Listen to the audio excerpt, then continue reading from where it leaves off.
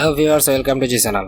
আজকের ভিডিওতে আমরা দেখতে চলেছি কিভাবে আমরা CSS এর সিলেক্টরগুলোকে আরো অ্যাডভান্সড ওয়েতে ব্যবহার করতে পারি, অর্থাৎ আমাদের যে HTML এলিমেন্টগুলো রয়েছে সেই এলিমেন্টগুলোকে আরো কিভাবে অ্যাডভান্সড ওয়েতে আমরা CSS এর মধ্যে সিলেক্ট করতে পারি, যেন যে কোনো ধরনের এলিমেন্টকে যে কোনোভাবে আমরা কাস্টমাইজ করতে পারি যে কোনো প্রজেক্টে।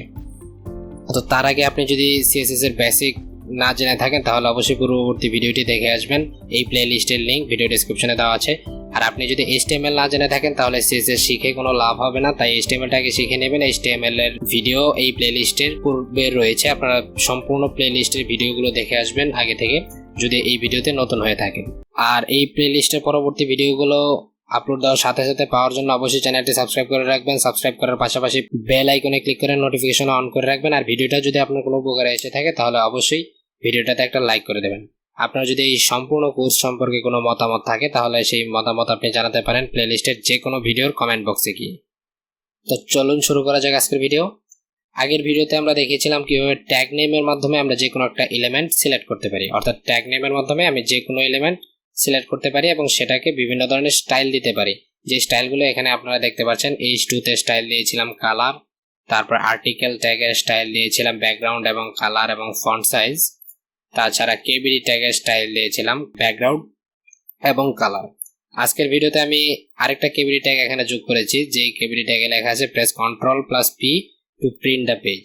অর্থাৎ আমরা যখন ট্যাগের নাম দিয়ে যে কোনো একটা স্টাইল দিচ্ছি সেই স্টাইলটা সেই নামে যতগুলো ট্যাগ রয়েছে টোটাল পেজের সবগুলো ট্যাগের জন্যই সেই স্টাইলটা পাচ্ছে। তো এখন আমি যদি চাই যে স্পেসিফিক্যালি শুধুমাত্র প্রথম কেবিডি ট্যাগের জন্য আমার এই স্টাইলটা লাগবে, দ্বিতীয় কেবিডির জন্য আমি অন্য কোনো স্টাইল কিংবা কোনো স্টাইল ইউজ করব না, এই স্টাইলটা শুধুমাত্র প্রথম কেবিডি ট্যাগের জন্য ইউজ করব, তাহলে সেটা কিভাবে করব? কিংবা আমি যদি চাই যে এখানে HTML যে টেক্সটটা রয়েছে সেই টেক্সটটার জন্য আমি একটা স্পেসিফিক স্টাইল ইউজ করব, অন্য কোনো টেক্সটের জন্য এই স্টাইলটা আমি ইউজ করব না, সেটা আমি কিভাবে করতে পারি?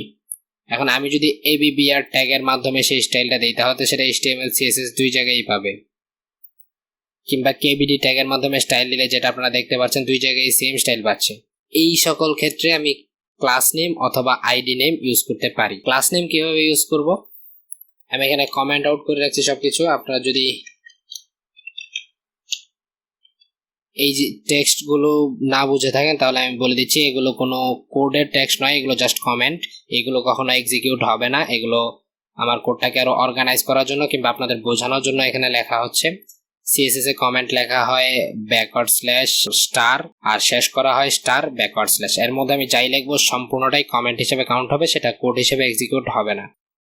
তো এখন আমি যদি শুধুমাত্র প্রথম কেবিডি ট্যাগটা সিলেক্ট করতে চাই, প্রথম কেবিডি ট্যাগটা সিলেক্ট করার আগে আমি দেখে নিই যে আমি এতক্ষণ তো ট্যাগের নাম দিয়ে বিভিন্ন ধরনের এলিমেন্ট সিলেক্ট করতেছিলাম, তো এখন আমি ক্লাস নেম দিয়ে কিংবা আইডি নেম দিয়ে কিভাবে একটা এলিমেন্ট সিলেক্ট করতে পারি। ক্লাস নেম দিয়ে আর আইডি নেম দিয়ে সিলেক্ট করার প্রাইমারি রুলস হচ্ছে, ক্লাস নেম দিয়ে সিলেক্ট করতে হলে আগে ডট সাইন ইউজ করতে হবে, আইডি নাম দিয়ে সিলেক্ট করলে আগে হ্যাশ সাইন ইউজ করতে হবে। অর্থাৎ আমি এখন যদি আমার এই মাই আর্টিকেল ক্লাসটা সিলেক্ট করতে চাই তাহলে প্রথমে যেহেতু এটা ক্লাস নেম সেহেতু প্রথমে ডট সাইন দিয়ে সিলেক্ট করতে হবে, তারপর আমার ক্লাসের নামটা লিখতে হবে। তারপর আমি যদি সেকেন্ড ব্র্যাকেট ওপেন এবং ক্লোজ করি, এর ভিতরে আমি যে স্টাইলটা দিব সেই স্টাইলটা সকল মাই আর্টিকেলের জন্য প্রযোজ্য হবে, শুধুমাত্র আর্টিকেল ট্যাগের জন্যই প্রযোজ্য হবে না। এর সাথে সাথে থাকা এখানে যে পি ট্যাগটা রয়েছে যার ক্লাস নেম রয়েছে মাই আর্টিকেল, সেই আর্টিকেলের জন্য সেম স্টাইলটাই প্রযোজ্য হবে। এখন আমি এই স্টাইলগুলো যদি কেটে এখানে এনে বসিয়ে দিই আর আর্টিকেল ট্যাগটা সম্পূর্ণ কেটে দিই, এখন আগের স্টাইলগুলো ঠিক থাকবে এবং সেই সাথে আমার যে প্যারাগ্রাফ ট্যাগের ক্লাস নেম রয়েছে মাই আর্টিকেল সেই ট্যাগের স্টাইলটাও চেঞ্জ হয়ে যাচ্ছে। এর মাধ্যমে আমরা ক্লাস নেমের মাধ্যমে শুধুমাত্র স্পেসিফিক ট্যাগ নয় যে কোনো ট্যাগের একই ধরনের স্টাইল দিতে পারি। যেহেতু আমি ক্লাস নেম দ্বারা সিলেক্ট করতে পারলাম সেহেতু আমি আইডি নেম দ্বারাও সিলেক্ট করা দেখে নিচ্ছি। আইডি নেম দ্বারা সিলেক্ট করতে হলে আমি আগেই বলে নিচ্ছি হ্যাশ সাইন ইউজ করতে হয়। হ্যাশ সাইনের পরে আমার আইডির নামটা লিখতে হয়। এখানে আমি সাপোজ HTML যে আইডিটা আছে সেই আইডির নামটা লিখতে চাই, তো হ্যাশ সাইন দিয়ে HTML লিখবো, তারপর আমি second bracket open and close করব। এর ভিতরে আমি যে স্টাইলটা দিব সেই স্টাইলটা এই HTML টেক্সটের উপর অ্যাপ্লাই হবে। তো আমি এর ব্যাকগ্রাউন্ড দিচ্ছি রেড আর কালার দিচ্ছি হোয়াইট। এখন আমি HTML টেক্সটের উপর সেই স্টাইলটা অ্যাপ্লাই করতে পারলাম আইডি নেমের মাধ্যমে। সেম ওয়েতে আমি যদি CSS এর জন্য আইডি নেম দ্বারা ধরতে চাই, CSS এর জন্য আমি কি আইডি নেমটা দিয়েছিলাম, CSS দিয়েছিলাম। তো আমি হ্যাশ দিয়ে CSS লিখবো, তারপর second bracket open and close, এর ভিতরে আমি যে কোনো স্টাইল দিতে পারি। আমি দিলাম background blue, colour white. Colour বলতে টেক্সট কালার বোঝানো হয়। তো এই CSS এর জন্য স্পেসিফিক এই স্টাইলটা পাচ্ছে, অর্থাৎ ক্লাস নেম এবং আইডি নেমের মাধ্যমে আমি একই ট্যাগের বিভিন্ন স্টাইল দিতে পারি। তখন আর আমার সম্পূর্ণ পেজের সকল ট্যাগ এক ধরনের স্টাইল পাবে না, আমি আরো বেশি কাস্টমাইজ করতে পারতেছি এলিমেন্ট গুলো। আগের যে কোশ্চেনটা ছিল আমার, যে এই কেবিডি ট্যাগ দুটো রয়েছে, এই দুটোর মধ্যে কিভাবে আমি প্রথম ট্যাগটা সিলেক্ট করতে পারি, শুধুমাত্র প্রথম ট্যাগের জন্য এই স্টাইলটা দিতে পারি। এর জন্য আমি যেহেতু প্রথম ট্যাগ একটা ক্লাসের ভিতরে রয়েছে, মাই আর্টিকেল ক্লাসের ভিতরে রয়েছে প্রথম কেবিডি ট্যাগ, সেহেতু আমি মাই আর্টিকেল যে ক্লাস নেম রয়েছে এটা ধরে এর ভিতরের কেবিডি ট্যাগটা সিলেক্ট করতে পারবো। তো এটা আমি কিভাবে করব, সিম্পলি আমি ক্লাস নেম ডট সাইন দিয়ে ক্লাস নেম লিখবো মাই আর্টিকেল, এর ভিতরে আমার যে কেবিডি ট্যাগ রয়েছে সেটা লেখার জন্য একটা স্পেস দিয়ে আমি কেবিডি ট্যাগের নামটা লিখতে পারি, অর্থাৎ কেবিডি সিলেক্টরটা লিখতে পারি। লিখে second bracket open and close করে এর ভিতরে আমি এই স্টাইলগুলো দেব। এখন যদি আমি উপরের কেবিডি ট্যাগটা কেটে দেই, তাহলে শুধুমাত্র প্রথম যে কেবিডি ট্যাগটা রয়েছে সেটার জন্যই এই স্টাইলগুলো অ্যাপ্লাই হবে। এখন আমি ফার্স্টে ক্লাস নেম দেওয়ার পর এরপর শুধুমাত্র যে ট্যাগের নাম ইউজ করতে পারবো তেমন না, আরেকটা ক্লাস নেম ইউজ করতে পারবো, কিংবা আরেকটা আইডি নেম ইউজ করতে পারবো, কিংবা তারপরেও যদি আর কোনো ক্লাস নেম থাকে সেই ক্লাস নেম ইউজ করতে পারবো, তারপরে যদি আবার কোনো আইডি নেম থাকে সেই আইডি নেম ইউজ করতে পারবো। অর্থাৎ এটার কোনো লিমিটেশন নেই, আপনি যতটুকু আপনার স্ক্রিপ্টের ভিতরে রয়েছে, আপনার স্ক্রিপ্ট যতটুকু ডিপ হবে ততটুকু ডিপে আপনি সিলেক্ট করে করে যেতে পারবেন।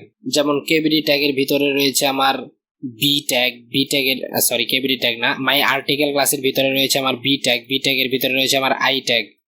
তো আমি যদি এই আই ট্যাগটা সিলেক্ট করতে চাই তাহলে আমি CSS সিলেক্টরের মাধ্যমে সিলেক্ট করতাম। ফার্স্টে আমি মাই আর্টিকেল ট্যাগটা সিলেক্ট করতাম, এরপর আমি বি ট্যাগ সিলেক্ট করতাম, এরপর আমি স্পেস দিয়ে আই ট্যাগ সিলেক্ট করতাম, তারপর আমি সেকেন্ড ব্র্যাকেটের ভিতরে আমার যে কোনো স্টাইল দিতাম। অর্থাৎ CSS সিলেক্টরের লিমিটেশন নেই, আপনি যে কোনো সিলেক্টর ইউজ করতে পারেন। সেটা সম্পূর্ণ আপনার ক্রিয়েটিভিটির উপর নির্ভর করে, আপনি কিভাবে একটা সিলেক্টর HTML পেজে সাজাবেন, HTMLটা আপনি কিভাবে সাজাবেন এবং সেখান থেকে আপনি কিভাবে একটা ট্যাগ সিলেক্ট করে নিয়ে আসবেন। আমরা আরেকটু অ্যাডভান্সড একটা জিনিস দেখতে চাই এখানে, কিভাবে আমরা হোভার ইফেক্ট অ্যাপ্লাই করতে পারি যে কোনো CSS এলিমেন্টে। হোভার ইফেক্ট বলতে কি বোঝায়, আমরা যখন মাউসটা কোনো একটা এলিমেন্টের উপর হোভার করব সেটা স্টাইলটা তখন চেঞ্জ হবে। যেমন আমরা অনেক ধরনের বাটন দেখি বিভিন্ন ওয়েবসাইটে, যেগুলোর উপর মাউসটা হোভার করলে সেই মাউসের স্টাইলটা চেঞ্জ হয়ে যায়। তো সেম ওয়েতে আমরা যে কোনো একটা এলিমেন্টের উপর যখন মাউস হোভার করব তখন সেটা স্টাইল কিভাবে চেঞ্জ হবে সেটা আমরা দেখব। এই যে মাই আর্টিকেল ডট কেবিডি যে ট্যাগটা রয়েছে সেই ট্যাগের উপর যখন আমি মাউস হোভার করব, আমি চাই যে এর ব্যাকগ্রাউন্ড আর এর টেক্সট কালারটা চেঞ্জ হয়ে যায়। এর জন্য কি করতে হবে, আমার সিম্পলি এই ট্যাগটাকে আগে সিলেক্ট করে নিতে হবে মাই আর্টিকেল কেবিডি, তারপর আমার একটা কোলন সাইন দিয়ে হোভার লিখতে হবে। হোভার ইফেক্টের জন্য হোভার লিখতে হবে, তারপর আবার আমি সেকেন্ড ব্র্যাকেট ওপেন এবং ক্লোজ করতে পারি। এর ভিতরে আমি যে কোনো ধরনের স্টাইল ইউজ করতে পারি। আমি স্টাইল ব্যাকগ্রাউন্ড ইউজ করলাম হোয়াইট এবং কালার ইউজ করলাম ব্ল্যাক। এখন যদি আমি এটা হোভার করি তাহলে ব্যাকগ্রাউন্ড হয়ে যাচ্ছে হোয়াইট, কালার হয়ে যাচ্ছে ব্ল্যাক। অর্থাৎ আমরা হোভার ইফেক্টও ইউজ করা শিখলাম। এখানে আরো কিছু জিনিস দেখিয়ে দিতে চাই। সাপোজ আমার একটা লিস্ট আছে, UL আনঅর্ডার্ড লিস্ট আছে একটা, যেখানে 5টা এলিমেন্ট রয়েছে, item 1, item 2, item 3, item 4, item 5। ওকে, এই লিস্টের মধ্যে আমি চাই যে ফার্স্ট এলিমেন্টটা অথবা লাস্ট এলিমেন্টটা অথবা স্পেসিফিক যে কোনো একটা এলিমেন্টকে আমি একটা স্পেশাল স্টাইল দিতে চাই। এখন আমি যদি ULLI এর মাধ্যমে ট্যাগগুলোকে ধরি, অর্থাৎ ট্যাগ নেমের মাধ্যমে ট্যাগগুলোকে ধরি, যে UL ট্যাগের ভিতরে LI যে ট্যাগগুলো রয়েছে সেগুলোকে আমি স্টাইল দিতে চাই, যে ব্যাকগ্রাউন্ড হবে অরেঞ্জ।